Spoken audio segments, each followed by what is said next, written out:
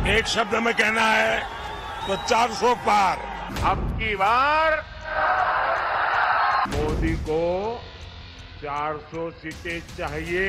अब की बार मोदी के 400 पार वाले नारे पर विपक्षी गठबंधन का हर एक नेता भविष्यवक्ता बन गया। 4 फेज के चुनाव के बाद इधर दावा 400 पार, उधर इंडी गठबंधन के नेताओं की भविष्यवाणी धुआंधार। राहुल ने दावा किया बीजेपी 150। ये जो बीजेपी के लोग बोल रहे हैं कि इतनी सीटें आएंगी उतनी सीटें आएंगी, मैं सीधा बता देता हूं आपको, इनको 150 से ज्यादा नहीं मिलने वाली है।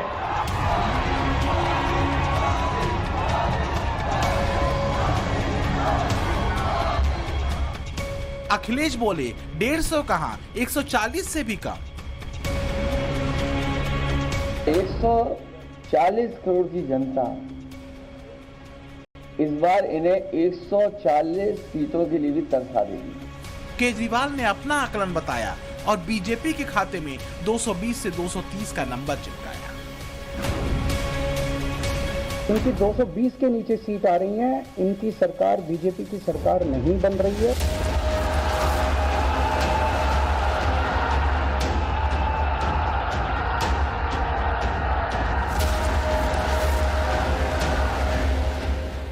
खड़गे हाहाकारी सुर में बोले 2020 छोड़िए 200 भी नहीं आ रही, तो प्रियंका भी खड़गे की भविष्यवाणी पर ही अटकी, बोली बीजेपी की 200 से भी कम सीटें आ रही।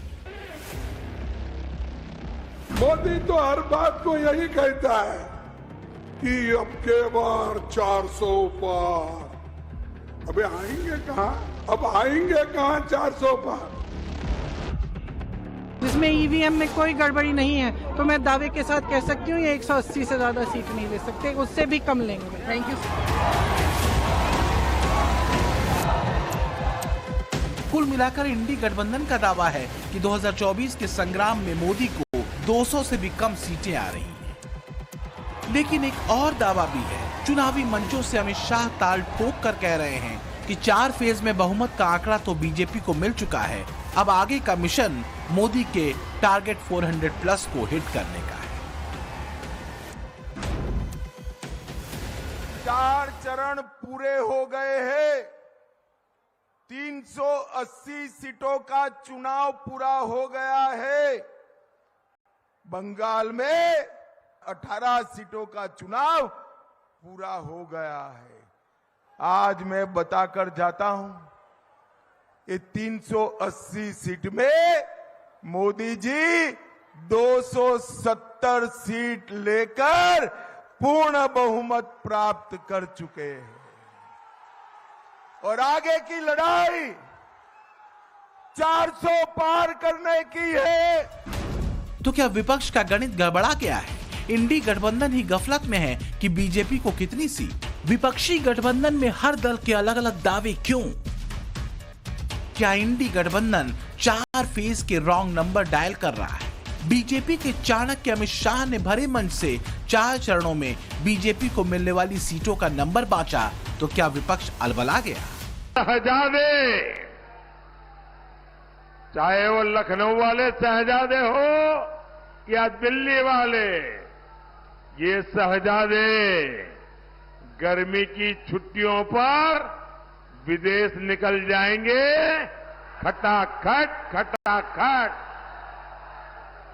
किसी ने तो मुझे कहा कि शायद वो टिकट बुक कराने की सूचना भी दे दी है। भाइयों बहनों, एक खटाखट खटाखट भाग जाएंगे, हम ही रह जाएंगे, हम और आप रह जाएंगे। 2024 के चुनावी जंग के 4 चरण पूरे हो चुके हैं, जहां बीजेपी ये दावा कर रही है कि उसने बहुमत के आंकड़े को पार कर लिया है और अब बारी है 400 के आंकड़े को हिट करने की। वहीं इंडी गठबंधन की जो तमाम पार्टीज हैं वो बीजेपी की हार के आंकड़े गिनवा रही हैं और उसी में मशगूल हैं, लेकिन उन पार्टियों में भी गजब का विरोधाभास है। ऐसा लगता है कि इंडी गठबंधन की सारी कोशिश, सारी संतुष्टि और सारी उपलब्धि इस बार के इलेक्शन में बस इतनी रह गई है कि मोदी का टारगेट 400 पार पूरा न हो। भले कांटा 400 पर अटक जाए, क्योंकि विपक्ष बीजेपी की सीटों का नंबर तो बता रहा है, लेकिन खुद की कितनी सीटें आ रही हैं इसका कोई गंभीर और तर्कसंगत गणित उसके पास नहीं। सुनिए जरा केजरीवाल और अखिलेश को। 143 से ज्यादा वो सीटें जीतने वाले नहीं हैं, क्योंकि 400 पार सीटें 143 ही बनती हैं और 140 करोड़ की जनता इस बार इन्हें 140 सीटों के लिए भी तरसा देगी। ये यूपी, दिल्ली और पंजाब ये 99 सीट के खेल में ही उलझ जाएंगे। यहाँ कुछ इन्हें हासिल होने वाला नहीं है। वो ट्रेंड ये दिखाते हैं कि भारतीय जनता पार्टी को 250 से भी नीचे, मेरे हिसाब से 220 के आसपास, 3-4 दिन पहले भी मैंने कहा था, 220 से कम सीटें इनकी आती हुई नजर आ रही हैं।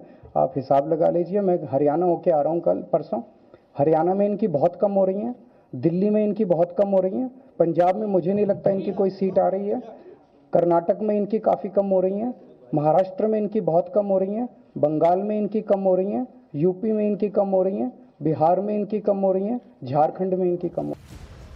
तो अगल बगल बैठकर भी नजरिए में 36 का आंकड़ा कैसे होता है, इसे आप केजरीवाल अखिलेश की इस पेशीन गोई यानी भविष्यवाणी से समझ सकते हैं। केजरीवाल कहते हैं कि बीजेपी को 220, अखिलेश कहते हैं 140 यानी 80 सीटों का झोल, माने गणित गोल।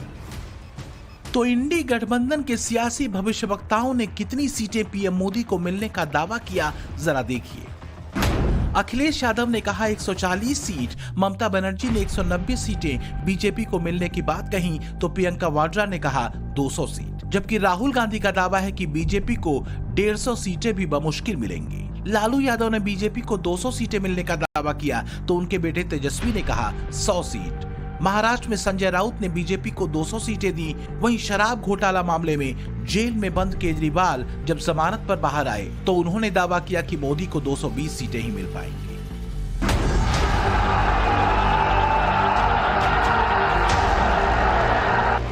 ये तो इंडी गठबंधन के नेताओं के दावे हैं, लेकिन इंडी गठबंधन के लिए माहौल बनाने वाला इकोसिस्टम भी है। उस इकोसिस्टम से जुड़े चेहरे भी बीजेपी को मिलने वाली सीटों का आंकड़ा बता रहे हैं। ऐसा ही एक चेहरा है योगेंद्र यादव का, जिनका दावा है कि इस बार बीजेपी को 233 सीटें मिलेंगी। আমরা সবাইকে একসাথে নিয়ে ইন্ডিয়া জোটই জিতবে। কালকে পর্যন্ত আমাদের কাছে যে হিসেব আছে তাতে ওরা বড় জোর 190 থেকে 195, আর ইন্ডিয়া জোট 315 ইতিমধ্যেই ক্যালকুলেশন করেছে, 3-4টে পার্টি বাদ দিয়ে এখনো। কাজেই মোদি আসছে না। जितने मोह उतने दावे, ऐसे ही दावे पिछले लोकसभा चुनाव में भी इंडी गठबंधन के नेताओं ने किए थे। ये अलग बात है, तब ये गठबंधन नहीं था, जैसे इंडी गठबंधन बंगाल में आज भी नहीं है, न केरल में। हाँ, यूपी में जरूर राहुल अखिलेश साथ हैं, पर कब तक हैं ये कहना मुश्किल है। अब जरा इन नेताओं की पुरानी भविष्यवाणियों का ट्रैक रिकॉर्ड भी देखिए। जो ममता बनर्जी इस बार बीजेपी को 190 सीटें दे रही हैं, वही ममता बनर्जी 2019 में बीजेपी को 100 से 150 सीटें दे रही थी, लेकिन नतीजा ये था कि बीजेपी को 303 सीटें मिली। इसी तरह ममता बनर्जी यूपी को लेकर 2019 में कह रही थी कि बीजेपी को सिर्फ 17 सीटें मिलेंगी, लेकिन 2019 में यूपी में बीजेपी ने 62 सीटें की। राहुल गांधी तो 2019 में कह रहे थे कि चुनाव के बाद बीजेपी खत्म हो जाएगी। इस बार कह रहे हैं 150 में बीजेपी सिमट जाएगी।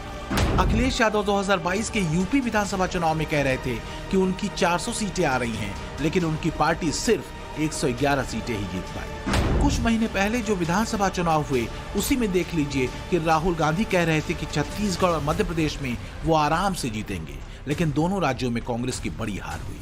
अब जो खुद को चुनावी एक्सपर्ट कहते हैं, जैसे योगेंद्र यादव, वो 2019 में बीजेपी के बारे में कह रहे थे कि बीजेपी 200 पार भी नहीं होगी।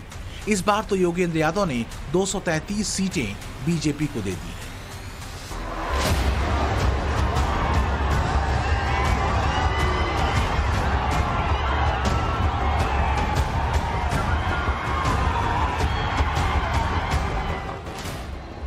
यानी 200 कहा तो 303 सीटें आईं, अब 233 सीटें कह रहे हैं, तो क्या इस बार बीजेपी विपक्षी भविष्यवक्ताओं की भविष्यवाणी को गच्चा दे देगी?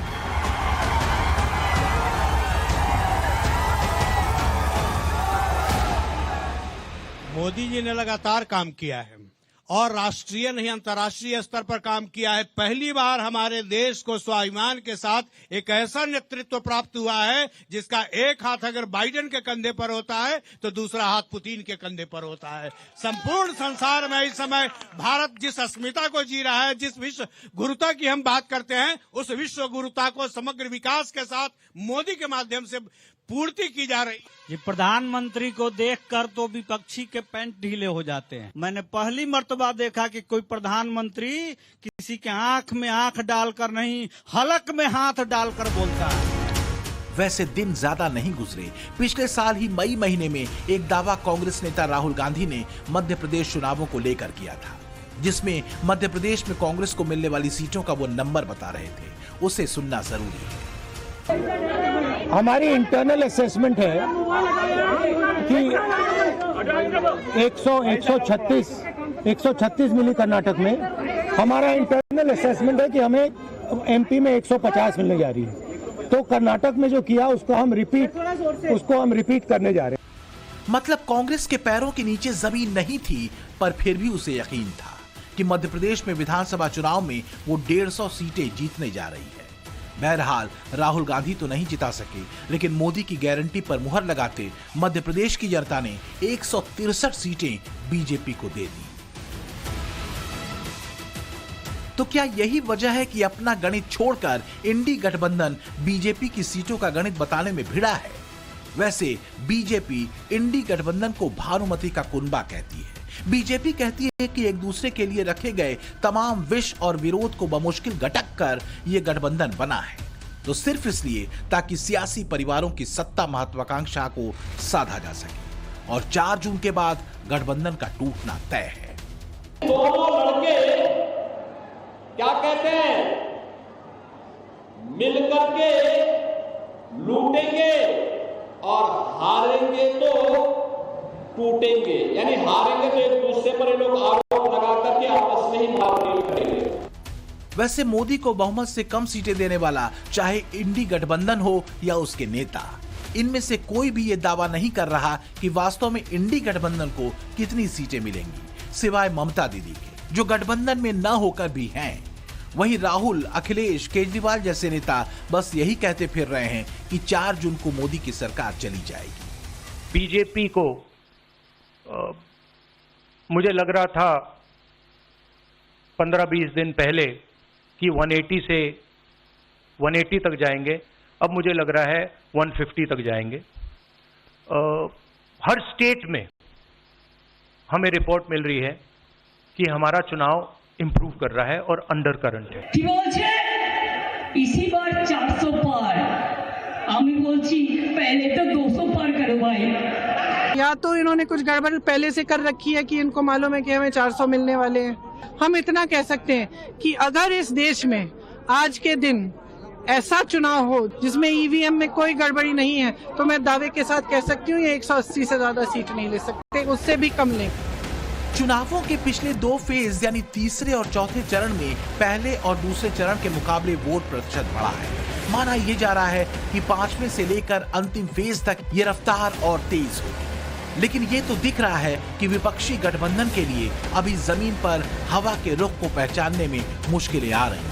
तभी लाइन और लेंथ मिसमैच कर रही है। इंडी गठबंधन जो सीटों का आंकड़ा बीजेपी को दे रहा है, वही नंबर आपस में टकरा रहे हैं, यानी कि घोर विरोधाभासी हैं, जो यह संकेत देते हैं कि मंशा जमीन की हकीकत को पकड़ने की बजाय उस आंकड़े को पकड़ने की है जो मोदी को हारता दिखाए। अब सवाल यह है कि इंडी गठबंधन के इन दावों में 2019 वाले दावों से अलग क्या है? जमीन पर कौन सा ऐसा बदलाव आया है जो बीजेपी को अचानक इतना कमजोर कर देगा? क्योंकि इंडी गठबंधन का न तो स्ट्रक्चर न ही स्टेटमेंट किसी मुद्दे पर स्पष्ट दिखता है, जबकि इसके बरक्स बीजेपी के पास अपने कामों को लेकर दिखाने और बताने के लिए बहुत कुछ है, जिसमें बीते 10 सालों में सरहदों से लेकर आंतरिक सुरक्षा और विकास पर जबरदस्त काम है। सांस्कृतिक राष्ट्रवाद और हिंदुत्व गौरव का भावुक गान है। ऐतिहासिक राम मंदिर निर्माण के संकल्प की पूर्णता है और जम्मू कश्मीर से आर्टिकल 370 समाप्ति का पूरा प्रण है और वादे के मुताबिक देश में सीएए को लागू करना भी शामिल है। मोदी की गारंटी का मतलब क्या होता है, इसका ताजा उदाहरण सीएए कानून है। सीएए कानून है, ये मोदी की गारंटी है। देश विदेश कहीं से भी जो भी ताकत इकट्ठी कर रही है कर लो, मैं भी मैदान में हूं, तुम भी मैदान में हो। अब इंडी गठबंधन खुद कंफ्यूज है या वो कंफ्यूज करने वाली स्ट्रेटजी पर काम कर रहा है? क्या ये कोई साइकोलॉजिकल पैतरा है जिससे कोशिश एनडीए और बीजेपी पर प्रेशर बनाने की है? कहीं मामला उसी जमीनी सच्चाई से कटे होने का तो नहीं है जो बीते 10 सालों में कई विधानसभा चुनावों और 2 लोकसभा चुनावों में दिखा है? तुम्हारे पांव के नीचे कोई जमीन नहीं। कमाल ये है कि फिर भी तुम्हें यकीन नहीं। Bureau report, times now.